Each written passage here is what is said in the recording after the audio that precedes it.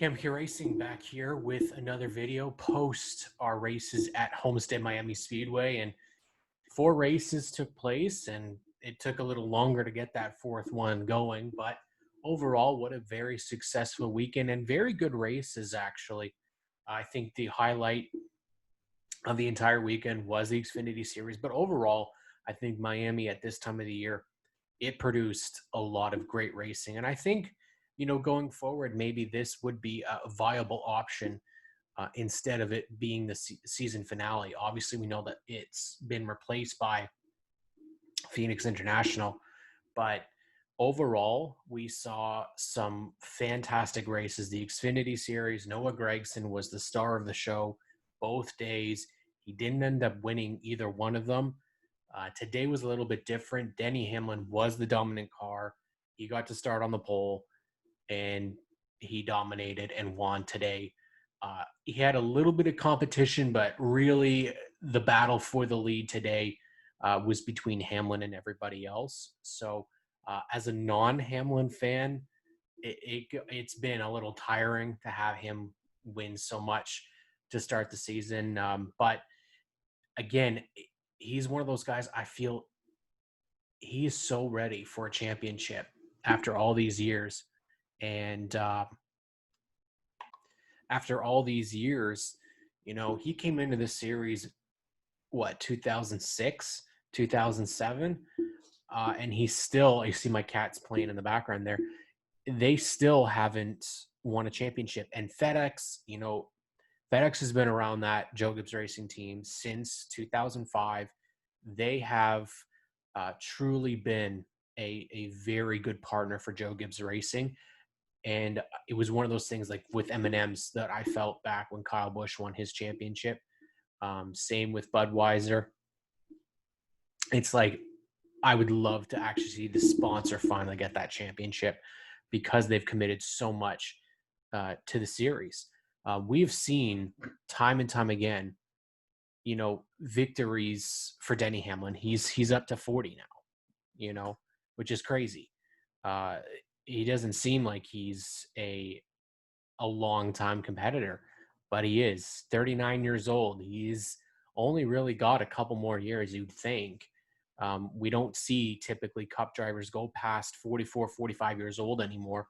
Obviously, Matt Kenseth coming back at age 48 is one thing, but there does seem to be a steady decline, and where Denny Hamlin is very similar, I think, to where we saw Kevin Harvick a couple years ago when he reached his 40s. It was like a breakout season for him. So, and that's when he finally won his championship. So definitely I would say that there is a very good likelihood we will see Denny Hamlin in the championship picture once again. I think, though, after this season so far, like from what we've seen, there seems to be a bit of a pattern here developing between who are contenders every single week. And two of those names, Chase Elliott and Ryan Blaney, seem to be really some pretty good championship favorites, or at least threats to win every week. I know we said that Alex Bowman, but Bowman he's cooled down quite a bit. But realistically, RCR deserves a medal for how far they've come this year. I think you're still seeing a lack of success for Germain as a satellite team to them, but the actual RCR teams plus RPM are seeing a definite increase in their on-race production, really. And Tyler Reddick, Ryan Newman is a solid veteran, but maybe he had lasted a little too long at RCR. We know Austin Dillon just had a son, and his son's middle name is RC, Richard Childress. So I would doubt that you're going to see Austin Dillon go anywhere until he's ready to retire, which probably won't be for another 10, 15 years, really.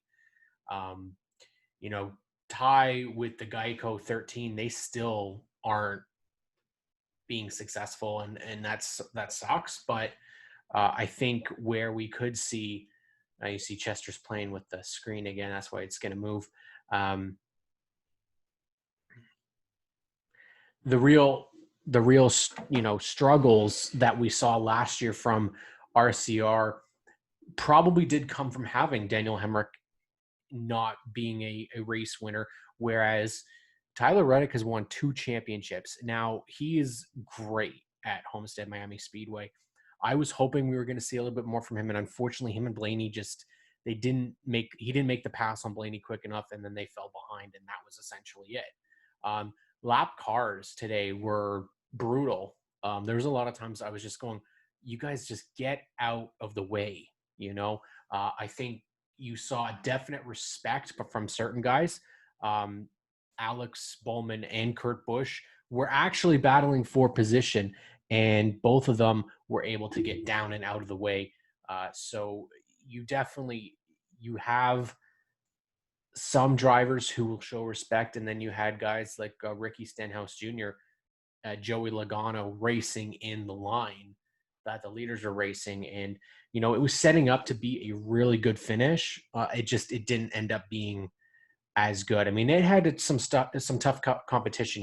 The truck race really wasn't much like what we saw today, and what we saw, especially with the Xfinity Series.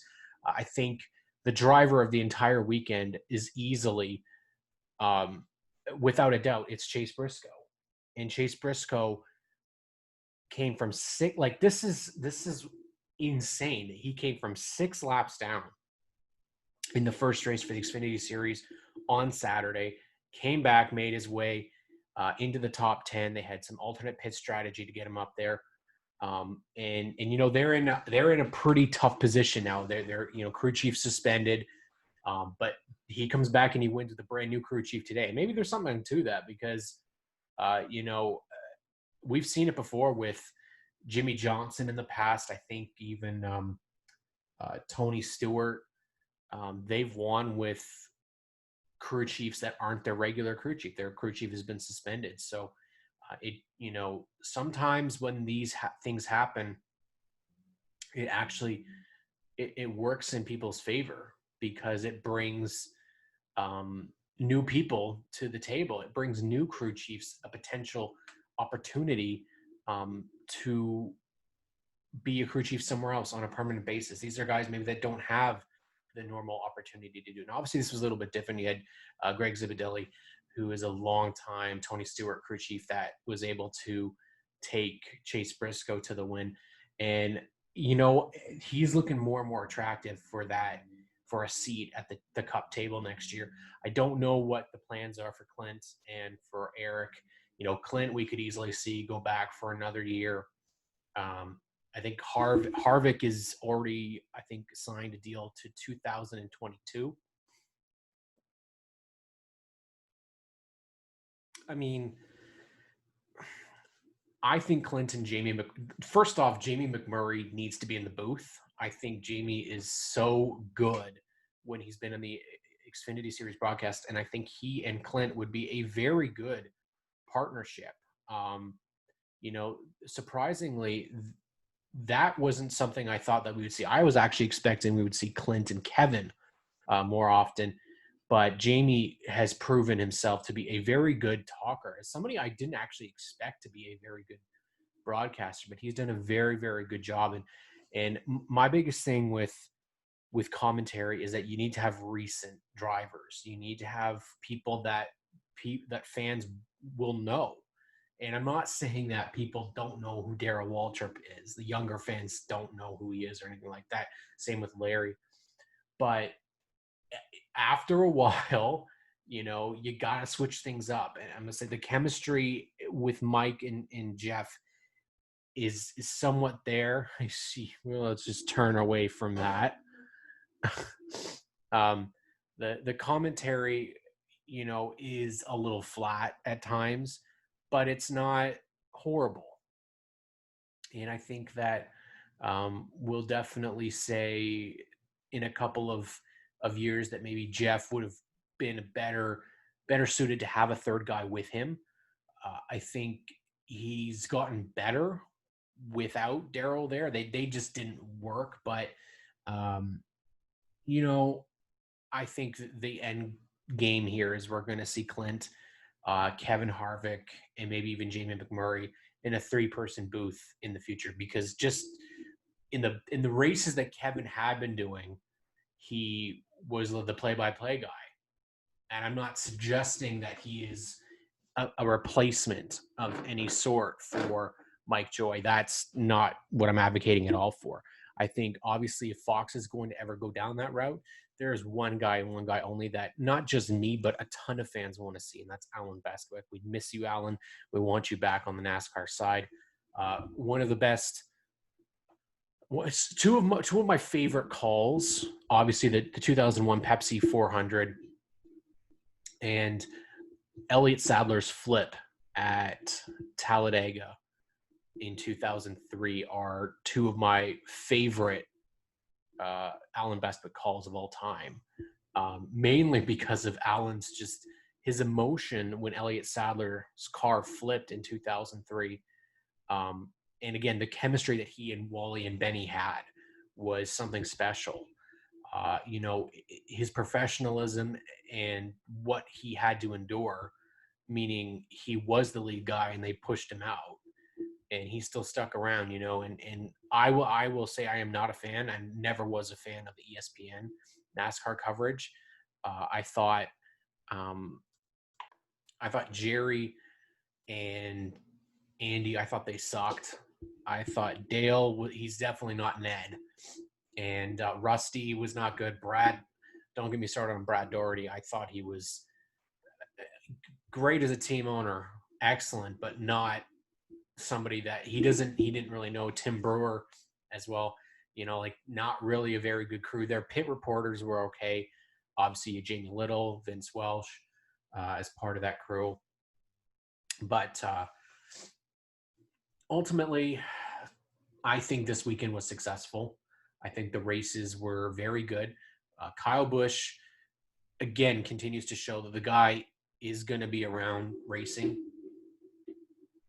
for a long time, even as his years dwindle in the tops of the sport. I mean, he threw out that he would potentially go to trucks full time once his Cup career is over, and I could definitely see that. I think the guy, what's really nice about hearing him say that is that not enough people do it. One thing that was really nice about the early 2000s is that a lot of Cup veterans, once they weren't able to find a ride, they went to the Truck Series. Now, obviously, things are a little bit different because sponsorship is so hard to come by now.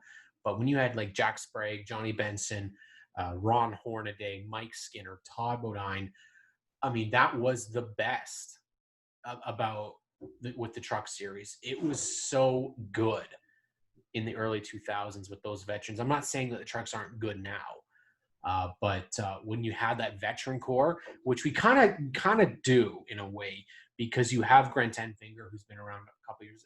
You don't see Grant moving up to Xfinity. You don't see moving up to Cup. He's 35 years old. That kind of ship is probably sailed for him, unless he gets a real big boost. I think. Obviously, Matt Kraft and Johnny Sauter, those are longtime veterans, and they've been in that series for a very long time. Obviously, you've got your young guns, Bazane Smith, who's probably going to be a move up, Austin Hill, probably a move up, Sheldon Creed, Brett Moffitt. I expect to eventually move into another position within either an Xfinity team or a Cup team. There is, again, a lot of potential still that we could. I mean, how cool would it have been to see Paul Menard and David Reagan running full-time in the Truck Series this year? I think that would have added a lot of star power. Maybe people wouldn't be, it's David Reagan or it's Paul Menard. But again, those are Cup stars. And, Paul Menard, there was a connection. I almost put the two and two together. He had a connection with Ford. He ran with Ford last year. The schedule will be a little bit different. Got this little feline here making a lot of noise here. Nala just wants to be part of the video, I guess.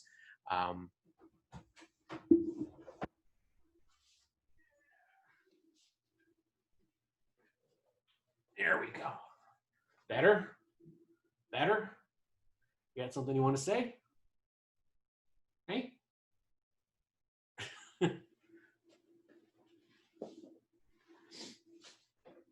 So, honestly, I think Paul would have been awesome. You know, Thor Sport has that connection with Menards, with Matt Crafton. Uh, is it too far-fetched to think that he could have been a good person to come in? You know, I mean, even somebody like Matt DiBenedetto, if his options in Cup run out, or Corey LaJoy, if they were able to come in a top-tier truck ride, compete for a championship. Listen, we've seen this before. We saw it with Ross Chastain. It works. People love seeing those type of hardworking guys. Even to Landon Castle.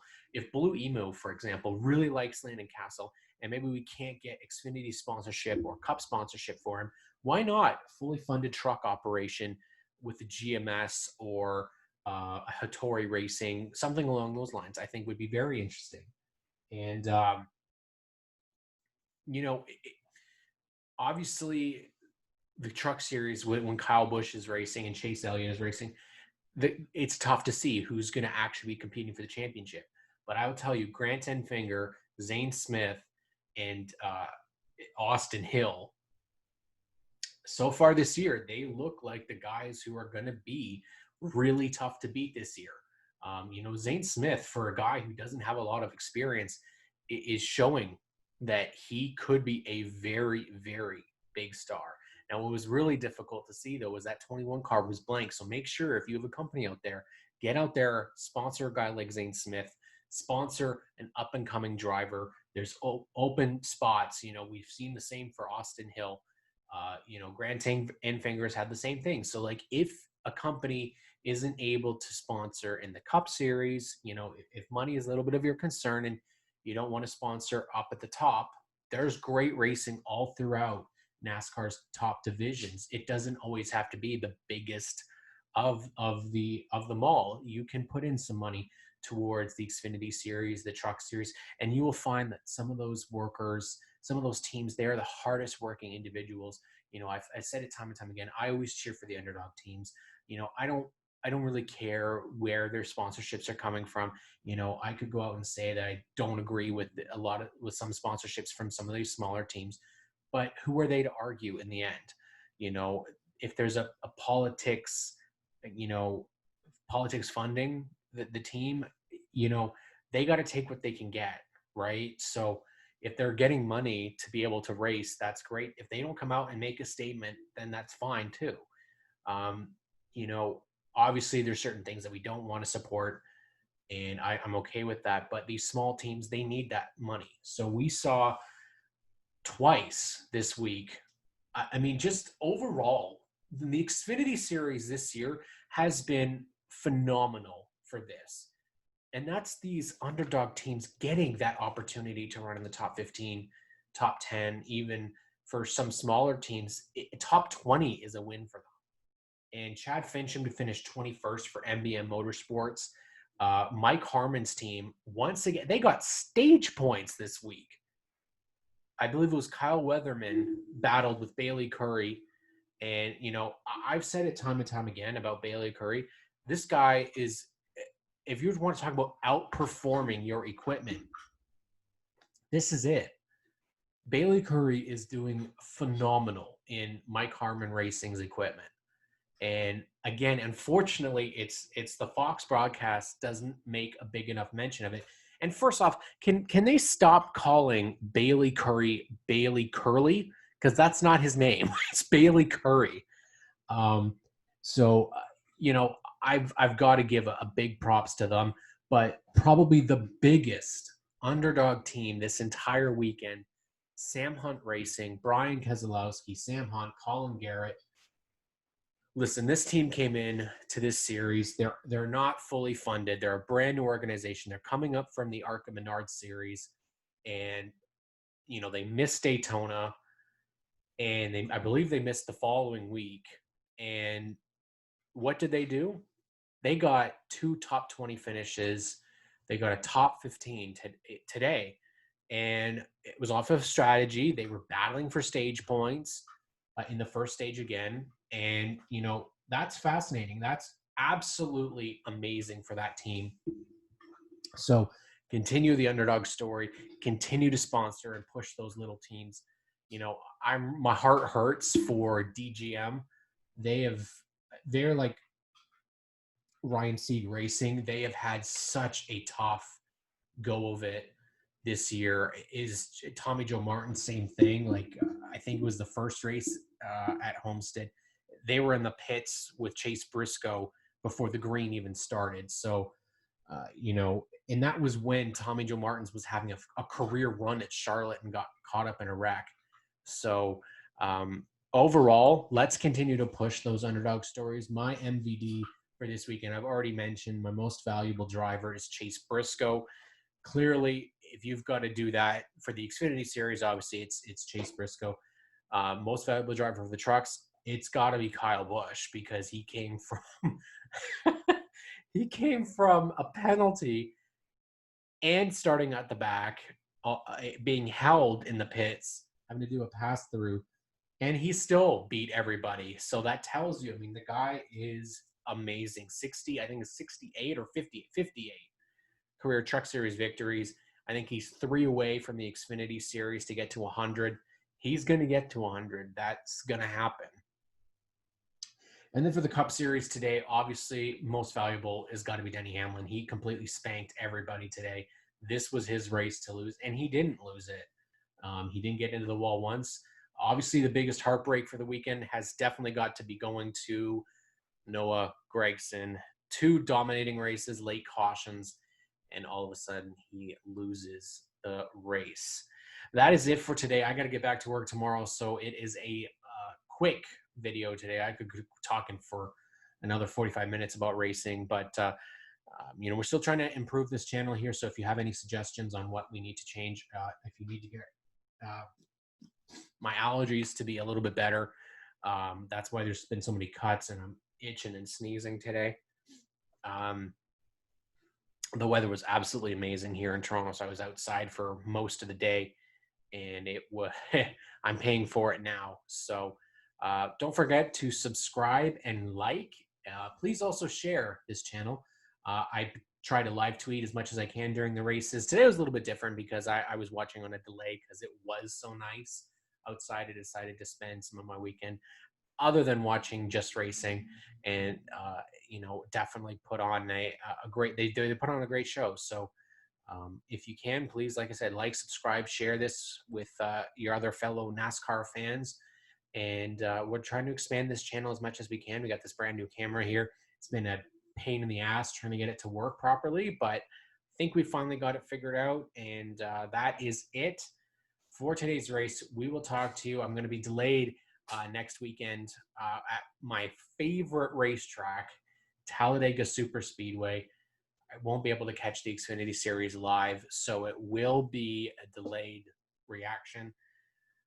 I just don't want to see what we've seen in the past. I don't want to see a train. I would love to see, Mike Harmon's team up there battling with these guys. Jeff Green, if he's racing, I would love to see these guys be able to get up there with the lead draft and battle, for a top 10 position, while some of the top teams kind of cause themselves more grief.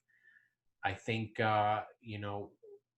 it was nice as well to say that Homestead, in the midst of, in the unknown of what's going to happen to this speedway, it produced this weekend. I really found the races to be very entertaining, especially the Xfinity Series, which is no difference. I mean, the Xfinity Series has been the top series this year. If only we can get some of those smaller teams a bit better. I think we're starting to see, though, the emergence of a stronger team, and that's going to be Cowlick Racing. And I'm going to probably look into doing a video about Cowlick Racing and the steady increase that we're seeing from that organization, a 3-car effort that's been happening a couple of weeks now, and some sponsors that have been sticking around. So, this could be a very interesting rise.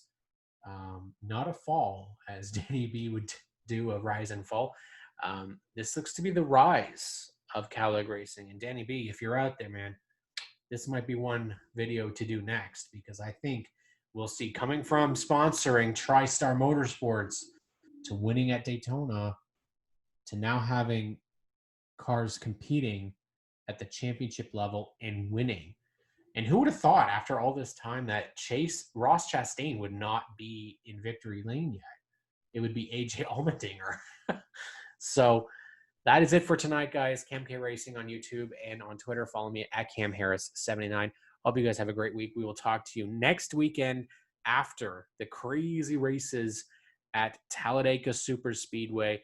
Everybody stay safe and have a great week. Ciao.